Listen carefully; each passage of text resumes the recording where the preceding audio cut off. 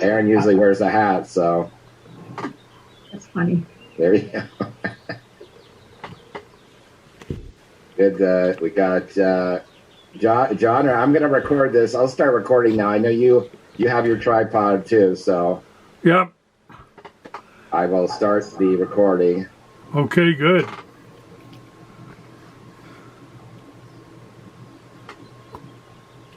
Come on. And I know we have Roger Dale from Nelson Group, and I see Rachel and Barker, and I don't know, Rachel is Merrick joining us today? No, just me today. Okay, great. That I know of, unless you pop on here.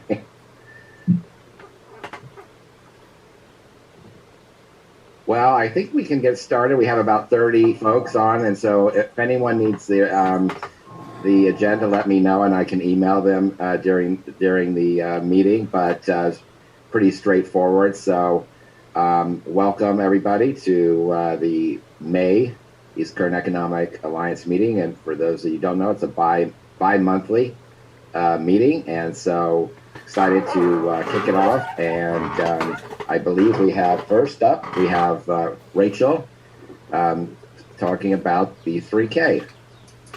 Great. Well, thanks, Richard, and great to see everyone again. There have been a number of updates on B3K since the last meeting of this group. One is that the market assessment, which was finalized a few months ago at this point, was publicly released last month. So there have been some stories about that in the Bakersfield Californian and other media around the region, but I will put the link to the B3K website in the chat so you can check out the full analysis if you haven't had a chance to review it yet. And I'll also put my email there. If you have any questions or comments, we're happy to chat further about any of the findings with you. Since wrapping up the market assessment, we've transitioned into the strategy development phase of the project. And I think I may have covered some of this on the last meeting, but bear with me if I'm repeating.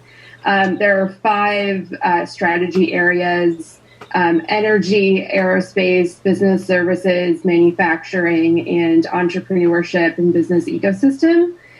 Those are all led by local leaders who are the leads of work groups consisting of other folks in the region who are working with us to develop strategies and tactics to advance those areas.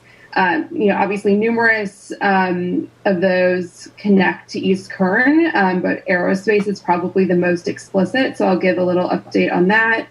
That group is led by George Whitesides from Virgin Galactic, along with Colonel Gordon at Edwards and David Smith down at Plant 42, who are leading a group of others in the region, including Jeremy, who I see on this call, and we also have Alexia Spada from the county, who may be on here as well, who is working with us. So that group is in the process of developing strategies to build out supports for the aerospace cluster, so enhancing communications and coordination among the various private and military and workforce and other entities that support the cluster, extending all the way from China Lake down into Palmdale and Lancaster. And we're really excited to be working with the newly relaunched AV Edge, Rhonda may be on this call as well, and their Aerocom group to really enhance kind of the mega region collaboration there on this sector. So in addition to kind of the broad cluster supports, also working on some potential tactics around improving commercialization and tech transfer off of the, just really incredible world-class innovation going on in the region, plus talent development, just to ensure that both the private sector firms and the military interests in the region continue to have that pipeline they need to stay and expand and prosper in Kern County. So in terms of our timeline, we are working towards having the strategies pretty much wrapped up next month. So should have more to report out in terms of concrete strategies and tactics, probably the next time this group meets in July.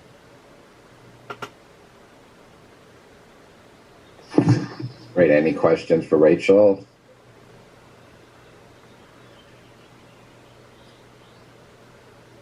Oh, thank you. And Rachel just posted.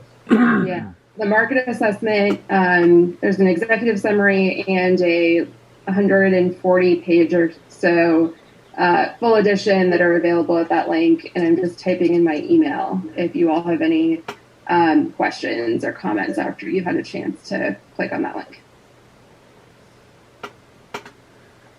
Great. Thanks, Rachel.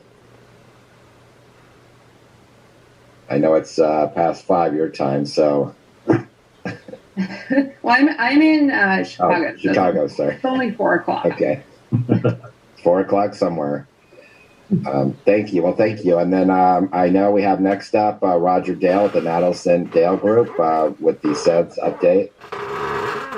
Thank you, Richard. Good afternoon, everyone. And we've talked a few times before about the work we're doing on a SEDS. And as a reminder, that is a economic development strategy that is specifically being prepared to submit to the federal government, the U.S. Economic Development Administration. And a lot of that is being done in tandem with the work that Rachel just described for the B3K process. So a lot of that market assessment that Rachel's team prepared, as well as the strategies that are being developed now, will be incorporated into the SEDS. And the reason it's a separate document is because it's being formatted specifically for the EDA, Economic Development Administration's requirements. And as we've mentioned before, it's a potential opportunity to for local jurisdictions to apply for EDA grants for economic development related projects. And we wanted to put that idea out there again this afternoon. We have been coordinating with the cities throughout the county to ask for nominations for projects.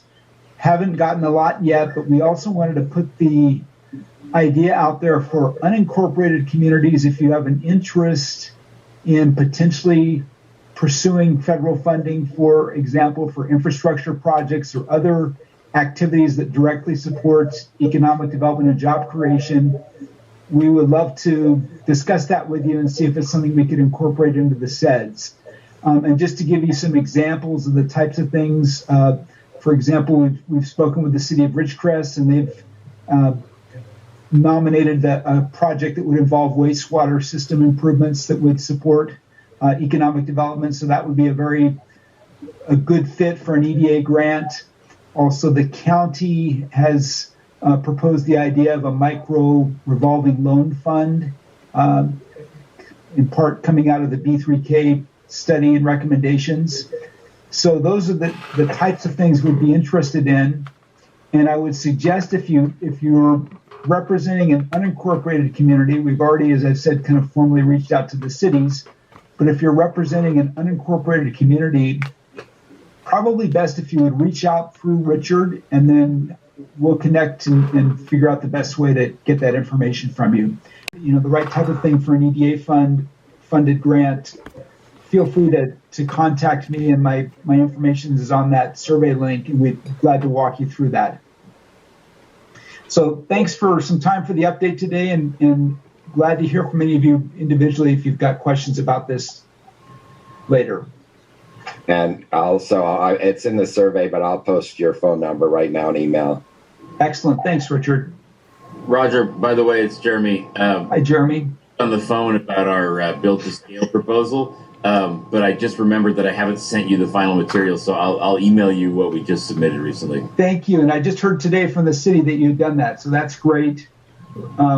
Jeremy and I had talked about a Cal State application for EDA funding, and he was already kind of ahead of us as far as doing it, so there wasn't a need to include that in the SEDS, but that's great just to be in the loop on that.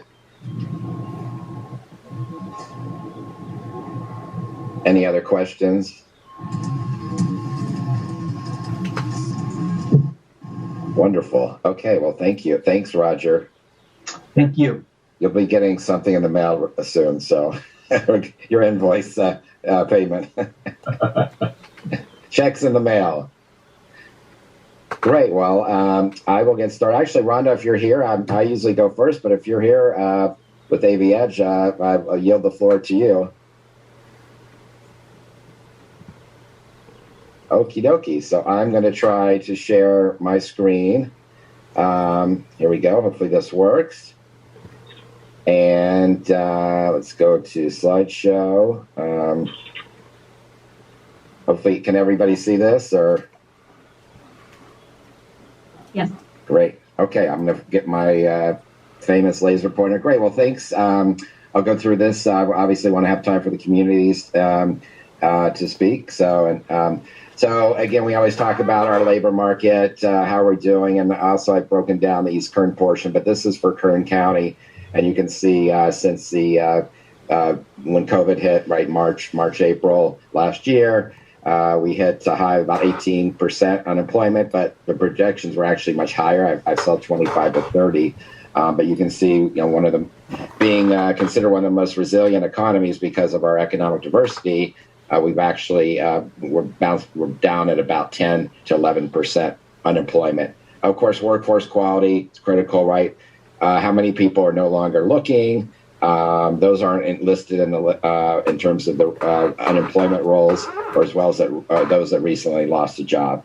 So we're down about 11%, but many folks are, workforce quality just is a huge issue. We just finished talking to about 130 manufacturers around the county. 87% are actually doing well, but what's holding them back is the ability to find qualified workforce. So I just pulled this off. It's a little blurry, but we have a Jobs EQ platform. So this is for East Kern. We can do block by block data analysis. So if any of the communities, let us know if you need some customized research. But you can see that employment has, since basically year over year, and this is fourth quarter 2020 versus fourth quarter 2019, has lost about almost 6% employment base. But if you look at Kern County in general, it's 7.5%.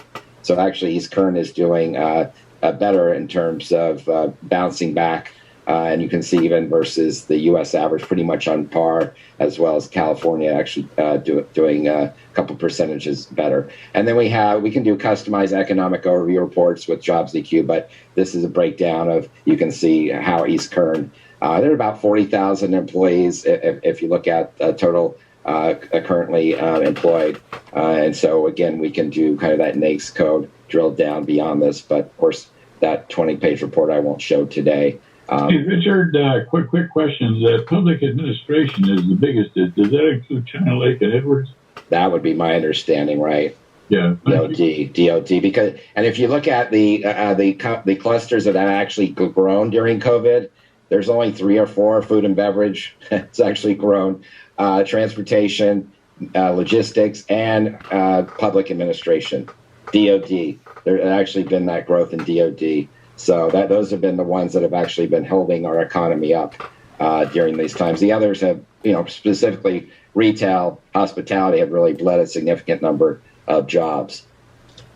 So we look at, I always talk about this tracktherecovery.org website, and you can see that Kern County is actually doing one of the best in terms of the 54 other metros. This is the whole Bakersfield MSA.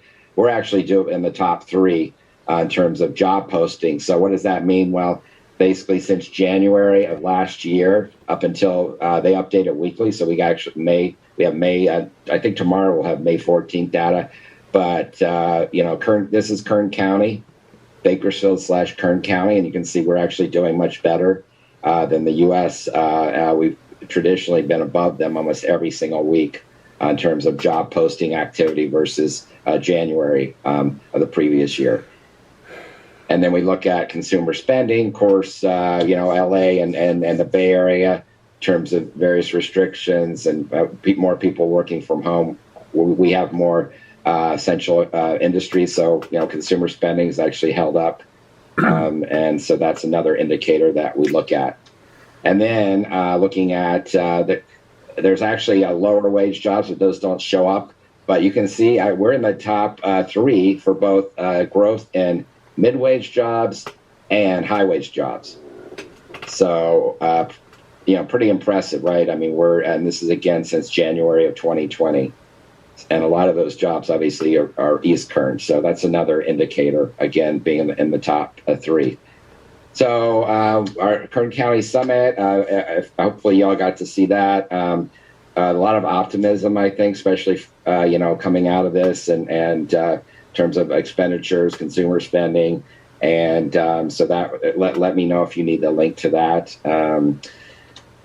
I want to get back to this workforce quality as I talk about, the number one issue that employers are looking for is availability of skilled labor, right? It's not just labor, but do they have the skill set? And this is area development, talking to corporations nationwide. And you can see, how does East Kern, in terms of these other type. But again, that workforce development and availability element is critical. So we see almost every other couple of weeks, there's a story in East Kern, that's making international news. So we've been really aggressive on LinkedIn to try to push these stories out. I know during the Mojave portion, we can try to show that video Mojave has on their website. But other news, of course, this was, I think, a month or 2 ago. The Imagine the Spaceship 3, and again making international news. So we try to push it out because, unfortunately, people in our county, especially West, may not know that these the amazing innovation that's taking place at this incubator, if you will. And then Strata Launch, I think, flew about 2 weeks ago. Again, we posted on LinkedIn. It gets 3,000 to 4,000 views. So we just have to keep pushing out these stories and not assuming everybody knows. So Kern County, we've been looking at the in-migration and out-migration. Everyone's talking about, people leaving the county, leaving the state, and this is for Kern County. So they look at basically USPS, United States Postal Service data, some census. And so this is, again, Kern County, MSA. But obviously most of the movement is within the county. But you can see number 2, we're having this influx from LA. So we had about 6,400 move up. Now, how many folks moved to LA County from Kern County? That's about 3,000. So we have that net. But you can see that has definitely increased during the last year and a half. And we ranked number 6 for out-of-town buyers' interest. That means they can monitor, I think, on Redfin and Zillow, how many people that are looking at Kern County are from out of the county. So now, where are people moving to? Of course, most of it, you can see most of the areas. I don't have the out migration, I have the moves in, but you can also see that data, and I will post the link through CBRE has posted it, and of course Phoenix, Boise, Texas, Dallas. So there's significant out migration. So I will post that. Kind of a data geek, so I love this kind of information. And then, our foundation, kind of this research component is critical. And so we just released, actually January, technically March, a economic contribution to the oil and gas industry in Kern County. And, talking from everything about how demand is still increasing for petroleum, not decreasing. Yet our reliance on overseas oil has gone from about 5% to 60, 70%. And so some of the implications there, production, local production versus importing. I just saw a study yesterday where the largest in terms of pollutants, number 1 in the LA basin is from these tankers that are idling off the coast with foreign oil. So we kind of did the deep dive on this. So I would, if you get a minute, it's about a 10-page report. But we also have our 1-page. Our average attention span's 8 seconds. So we updated this, and you can see again. This is we have other industries. So I should say, and I'll show you those. But this is specific to Kern County, and beyond just the economic impact, but also petroleum used in many other everyday products. And actually, somebody reached out to us and said, "Why don't you just do an energy fact sheet?" Because we do have also the nation's largest wind, solar. We have geothermal, so we will be releasing that within the next week or two. And we are the energy capital of the U.S. Unfortunately, we don't get the appreciation I think we should, especially from Sacramento. But we will be releasing that Kern County's energy portfolio fact sheet. And this one we post, I think we got 4,000 views, the oil and gas, and folks from around the country are looking at this. And this is critical, right? Not just local, but even Sacramento, so folks are looking at this. So we have to continue to put this information out there.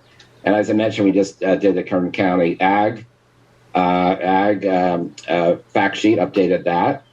And I'm sure most of you know this, but 45% of the table grapes come from Kern County, 80% of carrots, right? And then the world, we have 16% of the world's almond and 10% of the world's pistachios come from Kern County. So we talk about energy independence. We have food independence, right? We feed the world, defend the world, empower the world. So this is something that it resonates with a lot of folks.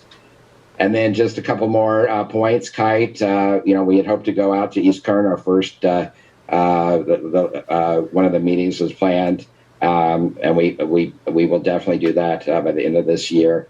And that's our partnership with Seed Corps and JP Lake, and how do we tell the story of entrepreneurship? And I know that Brookings, we are in top 5 for new startup activity, but unfortunately, we trail a lot of our peer regions for for compensation in these startup endeavors, as well as the length that these companies stay in business. So that's one of the things with KITE is how do we provide funding, obviously talent, physical spaces, and guidance. And we just launched, I think I mentioned last time, Startup Space. We just found out this week we have a corporate sponsor to fund this. It's a pretty premium product, multi-year. So we're starting to get interest from the community and support. Because after all, we're a nonprofit, but this is an online incubator, and they call it a virtual sandbox, which I guess I understand. But it's basically where entrepreneurs can come together and also receive assistance. And then finally, on the foundation side, many of you know Symposium. I know Cheryl's kind of that architect to kicking that off, and we received a International EDC award, but we can't hold a symposium in 2021 with 3,000 people.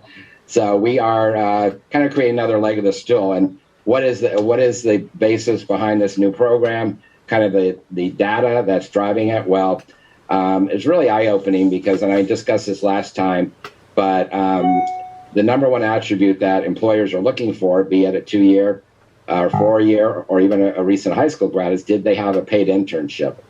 That's by far, or employment during college. Now, that's not to say don't study hard and your GPA is important, but it's actually 3 times more important to have a paid internship, and it has to be paid. If it's unpaid, it's the same as not having one. So we are launching. It's called Career Catalyst Initiative. Well, we may change. I don't know if anyone has any idea for I see the term Spark a lot. But what we're doing is basically creating a countywide, across in all industries, portal where employers basically register, and then we match them with interns.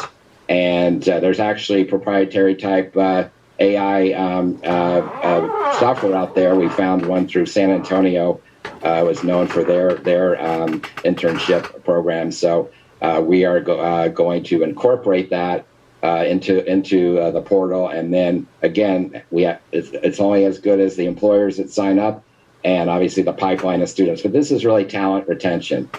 Much like the symposium was talent retention. So we just got our first corporate sponsor this week as well, and so you'll be hearing more about that. And we just think it's an important program. It doesn't exist in our area, and we talk a lot about retaining the next generation of the workforce, and this is one way. I know my career started by interning, and then I got full-time employment with the company, and I'll be at another location. So stay tuned for more of that. And then I think that's my report. And as always, Kern, the market overview, please check that out. And thank you. I will stop sharing. I can figure out how to do that. And great. Thank you. Any questions, comments? I have a question, Richard. Where can we find that 10-page oil and gas report you referenced? Great question. I'm going to see if I can post the link right now. Actually, if not, then I will send it to everybody through the distribution list. It's in the 640-page recirculated EIR, but I don't want you all to have to find that. It's only 10 pages. I'll send that out. Real quick, too, Richard, if I'd encourage everybody, if you have not used or sent somebody to the Resource Compass on the KITE website, it is a huge benefit tool, because a lot of the time we'll get an email from somebody, I'm a small business, I need funding for X, Y, and Z. And it's hard to necessarily find all that and then send them back the data. You can either go to the Resource Compass and do it, or send them to the Resource Compass. And it's super helpful because it goes everywhere from, there's funding specific to women-owned businesses, minority-owned businesses, go down the list. And I've used it twice to send people to. It's really, really helpful. So I'd encourage everybody to use that. Thanks, Corey. I just posted it, and I know you've been you're one of the first movers on getting basically the podcast and other types of resources on that site. That's the thing, like the internship program, that the KITE and the Compass will only be as good as folks that talk about their resources that they're offering, especially in your communities. And I think I have a question about, okay, great. Someone wants the energy fact sheet. Still to come, coming out. So I may have a couple people vet it before it goes released to the public. Great. Well, do we have, I know we have the supervisor. I know Zach's here, but before the Kern County, anybody, Teresa, or you want the Kern County update? You got to check and see if Rhonda's available. Yeah, I asked. I don't think she's here. Okay. What is it? I'm going to, it's gokite.org. Let's see.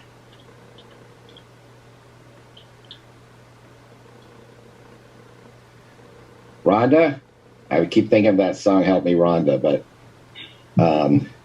okay, well, next, I think we have Joe Brennan with District 1. Oh, no, Kelly Bearden. How can I forget Kelly, the webinar guy? Well, well, thank you, Richard. I'll go with webinar guy, but I prefer, one-on-one free business consulting through a pandemic and beyond guy, but, That doesn't roll off your tongue. Rolls off yours, though. Well, speaking of a lot of what's been going on over the pandemic has been, our activity has been a lot of dealing with pandemic relief. And there's still, as the pandemic relief season winds down, there's still a lot going on. And many of you heard that the Paycheck Protection Program ended a week ago Wednesday. But still, there are CDFIs, and we're referring people still that are still trying to get into Lindustry.com. And they are assuring us as a CDFI. We have no CDFIs, which is an acronym for the Community Development Financial Institution. I believe our nearest one is in Fresno. But Lindustry is a statewide California CDFI, and they're still taking applications and have over $8 billion that can be used for those that are still looking for that PPP. And the reason it's important is a lot of our small businesses, really truly small businesses that file Schedule C, they really couldn't, if they didn't have employees, they couldn't access the program last year. And then there were certain changes made in March that enabled them to actually change and actually benefit from the program. So we're also seeing we've heard a lot about the Restaurant Revitalization Fund to help restaurants.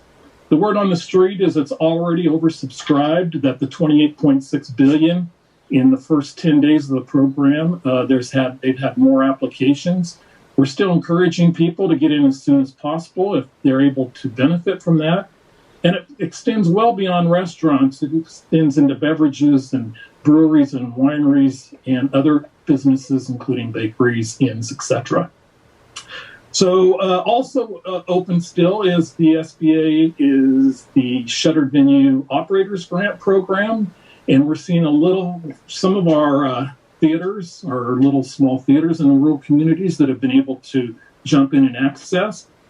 Quite the opposite of the Restaurant Revitalization Fund. The Shuttered Venues Grant has had 12,000 applications in the first month, according to a call I was on with SBA Washington this morning. And they still have plenty of funds available. So if you know of any playhouses, any nonprofits, anybody in the entertainment sector that had a shuttered venue, there's still relief available for this. Another program that is getting a lot of popularity in 2021 is the Employee Retention Tax Credit. And this tax credit actually goes back to 2020 for the fourth quarter. You can file an amended return. And really, this has been really a beneficial to a lot of individuals who, even though they may have had other pandemic reliefs, are able to actually get this tax credit, which is a refundable tax credit. It doesn't go against future taxes. It's refundable now that they can use as they reopen and grow their businesses post-pandemic. A lot of changes also in the SBA's disaster loan program, also known as EIDL, the Economic Injury Disaster Loan. A lot of changes. The main one being the maximum has increased from $150,000 that it stood for many, many months up to $500,000, which is really beneficial for some of our medium-sized businesses and larger small businesses. That really 150 was a drop in the bucket, and 500,000 is assisting them much further. The California Relief Grant Program that offered grants between $5,000 and $25,000 has closed, and there's still notifications going out. We're finding that a lot of our small businesses in Kern County that initially were not recipients of this award have been awarded grants, and it's really worked out really well. Other things that are going on, but as kind of the attention moves on out of these pandemic reliefs into growing and expanding our businesses, at the SBDC, we're starting to see more and more startup businesses that are coming through the doors. Probably started about 2 or 3 months ago, but a real revitalization in your mom and pop businesses and your startups, your Main Street businesses, as we like to call them. Activity remains very, very strong in those areas. And really looking forward to the end of this pandemic. And heard great CDC news that the fully vaccinated now don't need to wear masks inside, coming soon. Hopefully I hear more on that today. Thanks, Richard. Thanks, Kelly. How many more webinars will you do? Well, we said at the beginning of the onset of the pandemic in March of 2020, we were going to be there every Wednesday until the pandemic was over. So we'll continue to do them. We've done them since 2013, and they are still very well attended and still a great resource to get word out to our small businesses in a quick fashion. Thank you.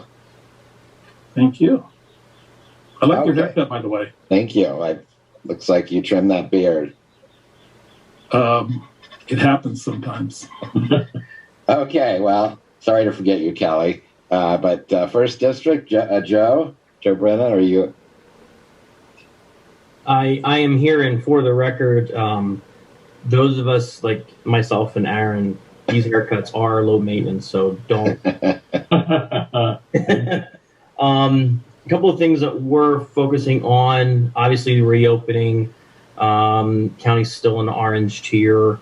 There's a possibility we could move into the yellow tier coming up, but at the same time, the governor's made it very clear the June 15th is the deadline, I believe, when those tiers are going to apparently go away.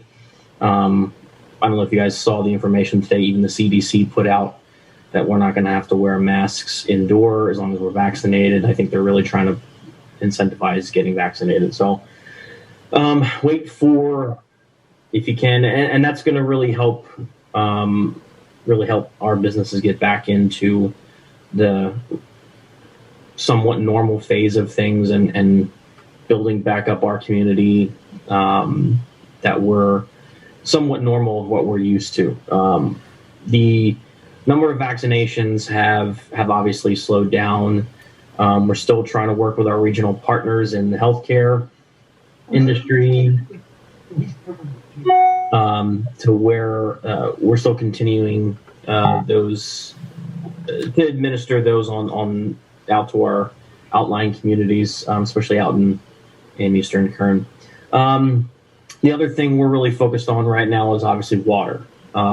We had obviously our office and the county has been working with other local leaders on getting information and making sure that we're trying to work with the state. Finally, the governor did acknowledge the fact that there's a significant drought issue in the state. And so we're looking at what that's going to look like. In conjunction with that, we're also trying to get some numbers on how that's going to be impacted by the stimulus package, or you've got a state stimulus, basically a surplus from the state government coming down, and how that's going to impact. There's going to be $300 million apparently from the state for SGMA implementation, which is going to help us hopefully deal with some water issues that we've got in the region. There's going to be some for our urban water districts that we hopefully will be able to qualify for, but all of this is kind of new and being put out. So, hopefully we can get some of that information to you guys as soon as possible. The other side of it is the American Rescue Plan Act. That's the federal stimulus, looking at what that's going to mean. The county is supposed to get around $175 million. That is, so far, I think we're still waiting for the U.S. Treasury Department, and the county's going to put out some information coming up, I think either the next meeting here in May or the first one in June, to what that's going to entail specifically for the county, because I think what they're looking at is ways that they can, one, help financially support our local businesses, but also two, funding's probably going to go towards utilizing county infrastructure areas such as wastewater, sewer, and broadband, and how we can really help recover and actually deal with the still lasting impacts of COVID. So there's other few things going on that we're still trying to talk with the governor's office with, as far as a solar tax exclusion that we're trying to work with their office, because that is a way that impacts our property tax revenue that kind of we could really benefit as a county, providing a lot of the local services, public safety services that we would really want to be able to reinvest in and build on. So there's a lot of things that we're kind of looking at, and it's all encompassing how impactful COVID has been, what the state's attempt to do it and handle it is, and then the federal government. So we're kind of obviously at that lower tier system where it's going to trickle down, and we're just kind of getting into the habit of communicating that to the public and being open and transparent about that. And we're excited to see where we can benefit the most. Thanks, Joe. Joe, I had a question. Do you know what the first thing that jumps on my mind, if we don't have to wear a mask if we've been vaccinated, does that mean we have to wear our card or something? This is in the days of COVID.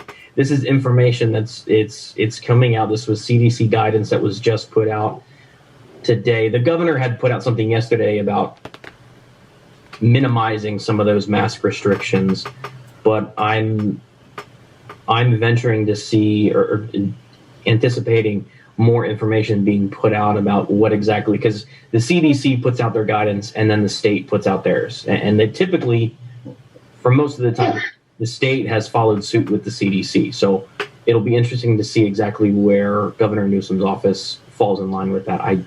At this point, the emphasis is on indoors, because it was either last week or the week before that the CDC put out guidance that you didn't have to wear a mask if you had been vaccinated and you were outdoors. Now they're doing it for indoors. So it'll hopefully specify exactly who and doesn't have to do that. Well, I guess I'll just carry my card. Thank you. Any questions for Joe? Great. Well, District 2, I see Zach. Hello, everybody. How's everybody doing? Good to be here. Yeah, you too. Well, I'm going to touch on a couple of things, add to some stuff that Joe said. He covered quite a bit. First of all, we are going to get a report to the whole Board of Supervisors at our meeting on May 25th in regard to the $174 million in American Rescue Plan dollars that's going to go directly to the county. The cities in the county also are receiving a portion. We did get finally some information from the U.S. Department of Treasury on Monday, so a few days ago, but they're still trying to sort through that. Fortunately, the information was very slow in coming. They announced that we were going to receive that amount of an allocation, and then we waited, months. It seems it's been over a month, definitely multiple weeks before they finally did get us any information.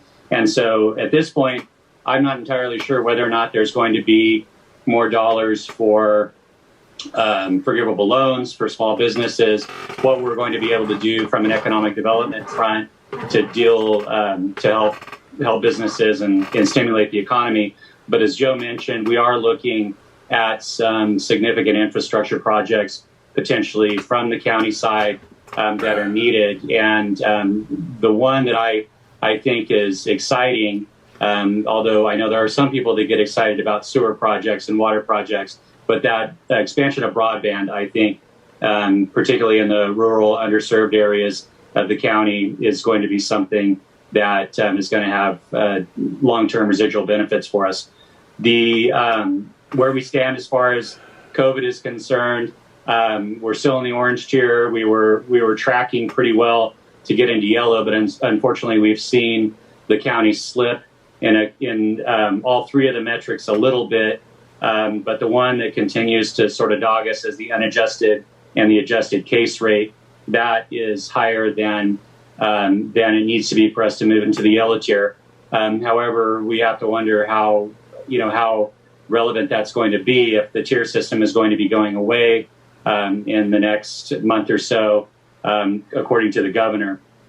What we're going to be doing on Monday, the ad hoc committee, I serve on the county Board of Supervisors ad hoc committee along with the 3rd District Supervisor, Public Health and County Administrative Office, make up the rest of the ad hoc committee on COVID. We're going to be discussing strategies to incentivize vaccination. And we are sitting right now at about 45% of our total population that's had at least one vaccine. So some of those are fully vaccinated, some have had one vaccine, and obviously you have the folks that got the J&J vaccine where one vaccine is all that is required. But there has been a drop off on vaccination demand, and it also has coincided to some extent maybe with this uptick in case rates. And so we're going to look and see what we can do to incentivize that. Obviously, it's a personal health care choice, and so we're not out there, pushing people to do things that are at odds with their own healthcare choices. But for folks that are interested, we're going to try and make that as easy as possible, like we have done with the mobile vaccination efforts through our contract with Adventist Health in Eastern Kern. That continues. Rosamond, Boron, Mojave, California City. Obviously, they have their hospital site in Tehachapi, and that same contract has them in the Kern River Valley area as well. And that continues to be pretty successful as far as that's concerned. I don't know if anybody has any questions specifically on COVID. If not, I'm going to move on just to a couple other items. Okay, I don't hear anything. Also, Joe mentioned the solar tax exclusion issue. That was a referral that I brought to the Board of Supervisors several months ago. The County Administrative Office, along with the assessor and our planning department, through Lorelei Oviatt's efforts, did an analysis. What we've come to find out is that because of that tax exclusion, because of the fact that the solar projects are not required to pay property tax largely. What should be $20 million a year in revenue to the county is only $1.5 million a year. And you compare that to oil, which is $80 million a year to the county of Kern. And if you add in the school districts and other special districts, it's somewhere in the neighborhood of $200 million a year in property tax. You can see the big lie that Governor Newsom and radical extremist environmentalists push, where green energy can replace the oil industry. It just cannot happen, particularly when you have that tax exclusion in place. But even with the tax exclusion rescinded, there's still a huge gap between what oil provides and what renewables do. When I approved solar projects and wind projects, I never looked at those as being a replacement for oil. To me, it was always something that helped to diversify our economy, expand our job space, et cetera. But the governor's notion that we can just shut down oil and replace it with solar panels is ridiculous. It's insulting. And I think it's the folly of that effort on his part. One of the things that's a big deal in Eastern Kern is illegal dumping. I know that this may not seem like it has an economic impact, but it certainly does. When Eastern Kern, with all the off-highway vehicle and our hiking and other recreation, illegal dumping is a big issue that truly impacts the desert area quite significantly. We had a report on Tuesday from our public works staff about kind of where we stand with the issue. Unfortunately, the problem has been one that Eastern Kern and the rest of the county has dealt with for years, but we are seeing an uptick for some reason on the illegal dumping tonnage. And so we're looking at a wide range of strategies. One would be for expanded service for trash pickup, where we may have bulky waste cleanup that would be something on a regular schedule versus the way it is now, where you have to call, set up an appointment, which can take weeks, up to 4 weeks for someone to get out and pick up the item. And that's a long time for somebody to hang on to a mattress in their garage or in their backyard. And so if we had a regular schedule for these bulky waste items to be picked up, perhaps that would de-incentivize people from throwing a mattress in the back of their truck and driving down the road and waiting till they didn't see any headlights and throwing it on the side of the public right of way or out in the desert or whatever. That will carry with it an additional cost, which we are going to have to evaluate. But I think for anyone who's lived in the desert for any period of time, illegal dumping is something that has been sort of thorn on our side for a while. I see Bill Deaver there, and Bill, you may agree with me on that because you've been around East Kern longer than most. Yeah, no, you're right. It's always been a problem. Yeah, so we're trying to get inventive and try to think outside the box. The last thing I wanted to talk about, I just had a meeting today with the Friends of the Tehachapi Depot and our public works staff, including our public works director, Craig Pope, and several other folks that you all may have had occasion to work with. We're working to get a new viewing platform constructed on at the site with where the Tehachapi viewing area is right now. The issue is that the viewing area to safely get off the road, it's very small. It's very difficult if you're bringing in a tour bus for people to disembark safely and have a safe place to view it. We met with our potential construction partner, and we met our fundraising goal for the Tehachapi Loop viewing platform. But at this time, I think I'd like to turn it over to the lady who has really spearheaded this. She's my field representative, Laura Lynn Wyatt. And so, Laura Lynn, if you could give everybody an update, because this truly is the fruits of your labor more than anybody. Thank you so much, Supervisor Scrivener. I really appreciate those kind words. Yes, Lydia Cheney is on the call today. She's on my Powerhouse committee that I have been so fortunate to have by my side throughout this. If you guys are not familiar, I think I talked about it before. The Tehachapi Loop, actually the first train was on the tracks in 1876. So it's been there a long time, and it was a state historical landmark in 1953 and a national engineering landmark in 1998. And there's monuments there that mark that. And it really, truly is an unsafe location for pedestrians. Mm-hmm. So we set out to fundraise, and we set a goal of $100,000 to aid in completing the project.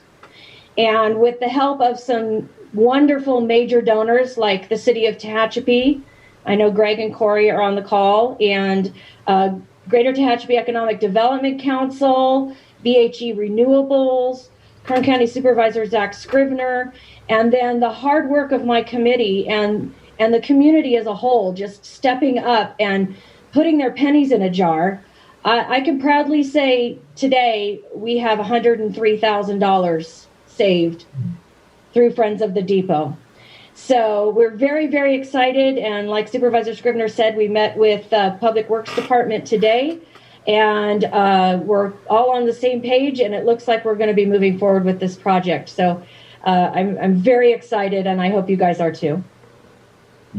I just like to, once again reiterate this project, it has major safety implications, but it also has big impacts when it comes to tourism because the constraints of the current viewing area really limit the amount of folks that you can move through there safely. And I think once we get this constructed, it'll be something that all the communities of Eastern Kern can add to their repertoire in incentivizing people to come out and see everything that Eastern Kern has to offer. So I think it'll have benefits for all the communities from all the different museums, whether it's in Boron or the stuff that we have, for people to see throughout Eastern Kern. So we're excited about it. And once again, I really want to thank Laura Lynn for doing such a bang up job in getting folks organized and reaching out to our corporate partners. And it's just been really a great thing to see transpire over the course of the last several months. Thanks, Zach. Any questions? Well, thanks. And I did post in the chat the economic impact study for oil and gas, about a 10-page study. So let me know if anybody is unable to open that or needs me to email.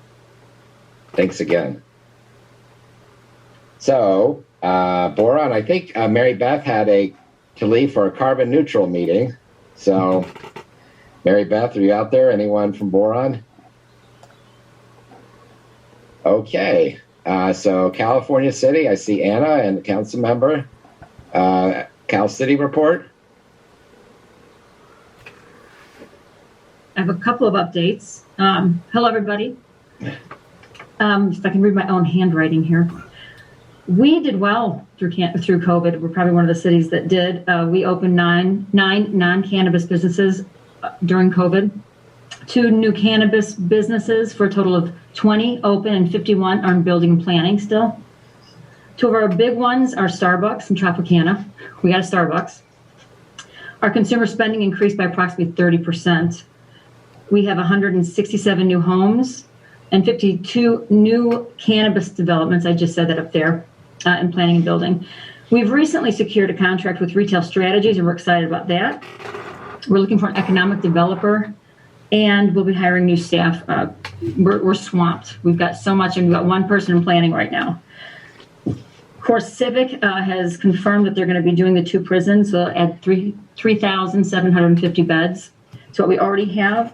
And they are in negotiations right now with the 3rd facility that will be a dual diagnostic center for the incarcerated. That is, Councilmember Macedonio, do you have updates? I think you hit all of them, Anna. The only thing that you didn't mention was the fact that we're buried in the budget process. We are buried in the budget process, and you don't know this yet, but we are for our small city, it's a big deal. We're about 2.3 million over projected revenues. So outstanding. Thank you. So that'll be great. Great. Thanks, Anna. Any questions? Okay. Next, Kern River Valley. I see Justin Powers. Are you in your new co-work facility yet? Yes, I am. How many thousands? How big is the new facility? It's smaller, actually. It's only about 1,000 square feet. Okay. But I'm Justin Powers. I represent the Kern River Valley. I'm also the owner of Kernville Co-work. As Richard mentioned, we just moved locations. We are now in a new location that's kind of right on the main street in Kernville. And one of the reasons we created the co-working space was to take advantage of these people that are remote workers, these digital nomads, these people that have a workplace flexibility. And this started 3 years ago, before the last year, when everybody really learned what workplace flexibility actually meant. We're definitely seeing now that the vaccines are out there and people feel safe. We're seeing a big uptick in people coming into the Kern River Valley to stay here, in some cases to live here while they're getting their work done. So we're seeing these starting out with a lot of what I like to call digital nomads or laptop vacationers, but also a lot of people moving into the area to still keeping their LA, San Francisco, jobs and paychecks, but choosing to live in Kern County. So that's a big bonus. We're seeing as things are picking back up, I'm noticing new restaurants around the valley. I've got a new one right next door, a new froyo shop. Kind of every corner of the valley, we're seeing new stuff. One thing that's kind of a 1-2 punch as we're coming out of the pandemic, as I think was mentioned earlier, the snowpack on the Sierras is almost non-existent this year. So for the Kern River Valley, a large part of our economic base is driven by whitewater tourism. And by the looks of it, it looks like our whitewater season or the river flow may have already peaked for the upper Kern. And so that kind of just underpins the message that we need a little bit more economic diversification. Having these remote workers and this kind of startup community is one way of doing that. In good news, we got hit last year with a really just fantastic amount of tourism, as everybody was wanting to get out of their house, for a week or so. It actually resulted in some campgrounds being shut down so that they could actually do some rehabilitation. All those are opening back up, and looks like we're in a much better place to be able to handle the influx of tourists that we're expecting again this summer. As these resources are starting to come out for handling, I heard earlier, lack of broadband in the rural communities, my ears really perked up. So if anybody has any, information on resources for that, we're unincorporated, but I'd love to try to, figure out whatever we can to get some broadband infrastructure up here. Because as we're trying to sell this area to these remote workers and to these startups, it's kind of hard to do if we don't have a really resilient broadband backbone up here. So feel free to reach out to me. And I think that's all I have, unless anybody has any questions. Justin, are you seeing an influx of folks from LA? I'm sure you have a pretty tight housing market, right? Yeah, the housing up here is just crazy. We are seeing a lot of LA. I'm seeing a mix of people moving up here permanently, and I also see people buying houses up here just so they have somewhere to get away, for weekends and trips and such. I'd prefer personally to see a lot more of the former, but it's nice to see a lot of interest in the area.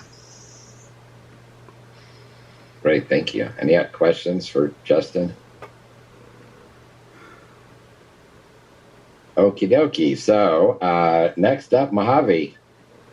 Bill? Yeah, if you look at the background there, that was the 20 mule teams in Boron and from Death Valley to Mojave back in the late 1890s was the peak development of transportation at that time, of course, along with the railroads.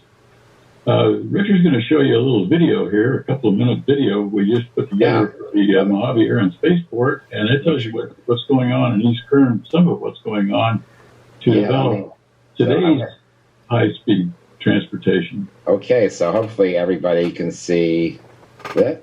Everybody see? I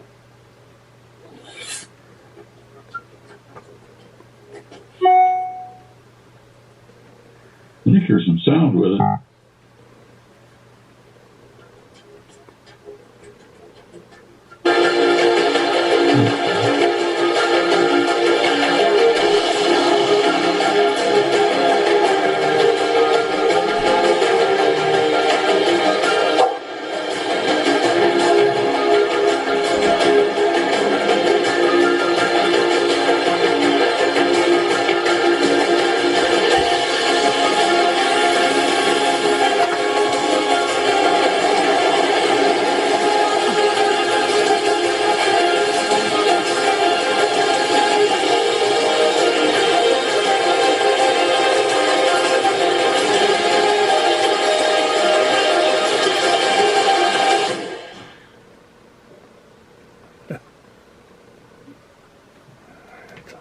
While we're on that subject, this Saturday from 10 till 2, we'll have our monthly Plane Crazy Saturday event, which is a free family event at the Mojave Air and Spaceport. You know, one of the best things about that video, we've been hearing for years that we're in the middle of nowhere, but that video says from the middle of nowhere to the beginning of everything. And that's kind of what we do out there. We have a new CEO, Todd Lindner, who comes here from Florida. And he's the first person who's managed the airport district who has ever been an airport manager. And our previous folks have done a great job getting things up to the point where we're going. We've done pretty good during the pandemic. A lot of people work from home and that sort of thing. We really appreciate it. Oh, no. Hello? Anyway, we've got a project right now redoing the main taxiway in front of the restaurant, Taxiway Charlie, and it looks like it's going to be completed ahead of schedule, which is nice to have happen once in a while. Anyway, I answered the phone for the Chamber of Commerce, and it's amazing how many people, at least somebody once a week, wants to know that they're moving into the area. They want to know who to contact for utilities. People who are wanting to know who to contact for building permits. And we, like everybody else, are moving right along. So that's all I have today. Anybody else? Any questions? Thank you. I posted the obviously the link to the video. So thanks, Bill. Good. Thank you. Great. Well, next, Ridgecrest. I know we have a mayor, other folks on the line. New Megan, new member of the team. So Dave and Ron. So who would like to go first, Ron? Yeah, Richard, I'll go ahead and start off. Well, thank you. Yeah, I'd like to introduce Megan McKenzie. She's a new economic development analyst. Hello. I know we have Peggy online. We also have our mayor, Eric Bruin. So I'll give you guys an opportunity if you want to chime in here when I'm done with my short little spiel. Feel more than welcome. We obviously, this is our second natural disaster that we've been working our way through. Obviously, we had the earthquakes in 19, the pandemic in 20. Right now, the base is underway in its $3 billion rebuild. We're looking that we're going to have a significant amount of construction going on within our community up until about 2024, 2025 with the peak, and 2023 of about 1,500 workers. So at the end of the day, obviously the base is our number one economic driver within our community. They should have the most technologically advanced research and development base in the United States, and I'd probably argue within the world. So that's good for our future. They'll pave the way for other programs to be brought into our community. We're also looking at, we did have some businesses that were queued up back in 19 to come into the community. But because of the earthquakes and COVID, they were held off, but now they're starting to break ground. So we do have some fast casual restaurants that are coming in. We have Chipotle and Panda, our second Starbucks, as well as a new movie theater bowling alley that's coming in. So those things will help us in some of our quality of life, keeping our workforce entertained after hours. And lastly, we do have a company. I know that they're also looking at putting some fiber into Tehachapi race. They're going to be looking at putting high-speed internet within our community, and as you all know, that is a significant quality of life and economic driver that may be coming here. So that's my short little spiel. Peggy, Eric, do you guys have anything to add at all?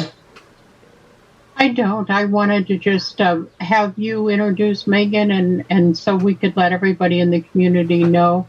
And in the East Kern, and we appreciate you and look forward to working with you as does everyone else. So thank you all, and I will defer to someone else. Just thank you for being here and for the time. We appreciate it, and keep up the great work. Great, thanks. And Dave, Janice, or did you want to chime in? Or the only thing I would add, Ron covered the base and the earthquake recovery. There's actually $3.8 billion in funds has been appropriated, and so it's going to end up right around the 4.1 that we anticipated when we get through the next couple of years of funding for equipment and other things that weren't specifically construction. The majority of all those contracts have been let. The majority of the 19 major mill cons are underway. The temporary employee housing camp is up to a little over 200 folks and growing. And the remainder of the 3 or 4 contracts that are to be let out of the major mill cons, military construction, those will be awarded in June and July. And I just want to note that this was an incredibly aggressive schedule, and what happened in getting the $3.1 billion in mill cons and getting that going and underway. So many projects, contracting times in the middle of COVID, and it's all on schedule. It's just outstanding. It's great to see the town coming alive again. Thank you. Yeah, and I know we have a podcast called Moving the Needle: Economic Pillars. So we just had Triassic, Jim Arnold. We had Golden Queen and Dave and Scott. Hopefully, are going to do the next one coming up. So hopefully, they've reached out to you. You should be hearing from Stephen Nicholas. And well, Nicole, you're on the line. Saracosa, any East Kern updates, education-wise? Right now, we're preparing to incorporate coming back face-to-face in our college and in a smaller group sizes, and we're setting up our college to safely be able to do that. We have some new programs coming out for our CTE. We've got a cloud computing certificate we're offering now, a Linux administration certificate, digital media and marketing certificate, industrial processes for welding, as well as some new paralegal courses for legal document assistance. So we're making a lot of progress in CTE right now. Great, thank you. Okay, so next, Rosamond. Yes, Richard. We have 3 items here in Rosamond. Of course, our Del Sol new community of 104 homes keeps building and selling, and we're happy for that. The Water Board last night had a public meeting, public hearing on Zoom, first time ever. And in 36 years, it was the quietest public hearing we've ever had. And the rates went up like always, and the sewer rates went up like always, but the people behaved peaceably instead of shouting and screaming like they usually do about their water bill going up. And finally, the resident of Roseman, John Williams, commander of the CHP substation in Mojave, he gave the Roseman News a tour of his brand new CHP cruiser, a Tahoe built by Chevy that is built specifically for the Highway Patrol. And if you would like to see his tour, go to YouTube and Joyce Media Inc. and look for the cruiser. It's truly a fantastic vehicle, and don't try to outrun the CHP anymore. This thing will go fast. 120 is easy for it. And that's what we've been doing in Roseman. Richard, I'd just like to mention something about John Williams. John is an active member when it comes to the Mojave Chamber meetings, and one day I looked up and he was actually talking to us on Zoom from his patrol car. That's dedication. Yeah. Great, thanks, John. Tehachapi. Good afternoon. Thanks so much again. Yeah, just real quick, some things happening that, everyone's chatting about housing. That continues to pick up here in the city. OQP Homes selling Applewood Estates very quickly. That was an old neighborhood. They've actually revived, and they've got a lot of other projects in the market that they're entering right now. So that's going pretty well. Sage Ranch getting very close to their moment in front of the Planning Commission. It's been a few years of work, but we've solved some issues that we came across during this journey. So getting excited about seeing the finish line there. Valley Strong Credit Union is on target for July opening. The new branch is on Tehachapi Boulevard. It looks amazing. They build really nice branches, and we're starting to make a lot of improvements to that area just north of Walmart, just below the Walmart site. So they also own an additional lot that they're seeking a tenant for right now. Village Collective, we've talked about that for a while. It is tearing up downtown, literally, with that project. It's being constructed as, right now, as an office shell and a cafe space. There may be a future for co-working. It's not completely been eliminated from that business plan, but just the shell and facade of the building is an amazing upgrade for downtown in the Centennial Plaza area. So they're putting, they're getting the facade kind of updated right now, and they tore down the old, what was a thrift store. Before that, it was a supermarket many years ago. So very cool to see the progress that's going to really add to the area. I want to talk a little bit about AI. The city of Tehachapi is working with a contractor to potentially bring AI technology info into our economic development efforts for business attraction and retention. We all pay for studies, and someone says this and someone says that, but you really need the AI data to tell the true, correct picture. So working on that a little bit, we want to be able to access the data that will benefit not only development projects, but also public safety and public works. So some of the sample data that they showed us in the meeting the other day reiterated, but in a more robust way, the impact of our retail in East Kern. For example, our Walmart has about 23% of its traffic from city residents, but California city residents actually make up 16% of the shoppers at our Walmart based on their AI technology. So along with the other unincorporated communities, not only around Tehachapi, but also Roseman and Mojave, and even a decent visitation from Lancaster and Arvin as well to our west. So more data, more access, not only helps our attraction numbers with real data, but also kind of streamlines our operations internally for, like I said, public safety, special events, tourism. A lot of folks make the claim that their event or their specific interest brings a lot of tourism to the community. We can actually double check that data to see if that is actually the case. So looking forward to getting that rolled out here soon. Art 2021 opens in Tehachapi this weekend. There's 40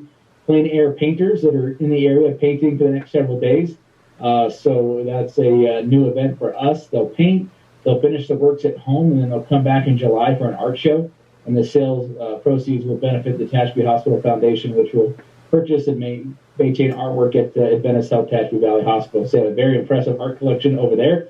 And these painters are actually going to help add to that and also sell their works of the things they see in and around Tehachapi. So very cool. Industrial development continues on Bailey Court with Bowie Construction. DC's RV Center is talking expansion on the same road out there, so that's great news. Some other private developments going through their process. The new 85-room Hampton Inn was approved by the Planning Commission last month, which is out in Capitol Hills. There's a few other projects on top of that applying to that area, so stay tuned on those. But that area is starting to really, after the opening of the hospital, continue to get busier. An approval this past Monday came for the J Street Industrial Center, which is both a few new industrial buildings, the site of the old Henry's Home for Less, also remodel of that area. But they've already got tenants. They're lined up for that property owner, so we're happy with the innovation and the kind of small manufacturing that's going to come out of that area. And we do have, I want to mention just real quick, a lot of aviation in East Kern. We have a small GA airport in Tehachapi, and I'm pretty happy to report our airport manager, Ashley Whitmore. She just earned her certification from the American Association of Airport Executives. And this was a week-long course. Then there was an exam. She passed it with flying colors, and she actually becomes the first certified airport manager in the history of Tehachapi Municipal. So super proud of her. There was a ton of work involved, and the airport looked as better as it ever has. And finally, our Tehachapod won a couple of awards from the Academy of Interactive and Visual Arts. It was Best Government Podcast and Best Special Episode for our our Salute to Freedom episode, which came out last July 4th, and we had contributions from Congressman McCarthy and Senator Min Fong and Senator Shannon Grove, and General Heiger from Edwards Air Force Base was a part of that show as well. So we actually won a couple of awards for that show and the podcast in general. So that's taking off, and we're really happy, and people enjoy being able to consume information. Can't see you.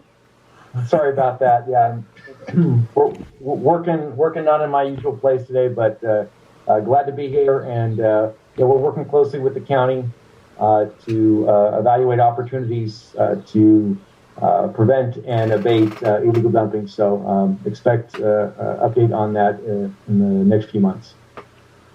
Great, thanks, Josh. And anyone else? Yeah, good afternoon, everyone. This is Jay Lacey here with Southern California Edison. As you are aware, it's starting to warm up a little bit, and what we've been doing at Edison has been doing our PSPS, which is our Public Safety Power Shut-Up travel show, and basically letting people know within their communities about some of the upgrades that have been taking place as far as circuit rerouting amongst our grid hardening efforts. And so we've been doing that, and there's been a lot of improvement.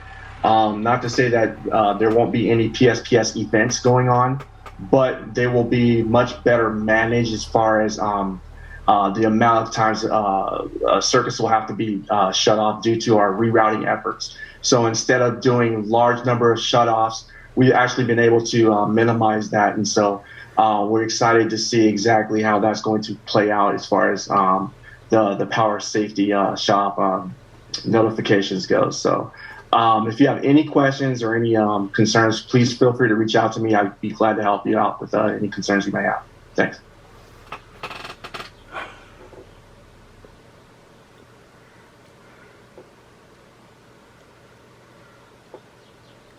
Any other questions? Well, hopefully we will meet in person or hybrid version. Thanks, everybody. Stay safe. Bye. Richard, goodbye. Bye. Thanks, Richard. Thank you. Thank you, guys. Richard. Take care.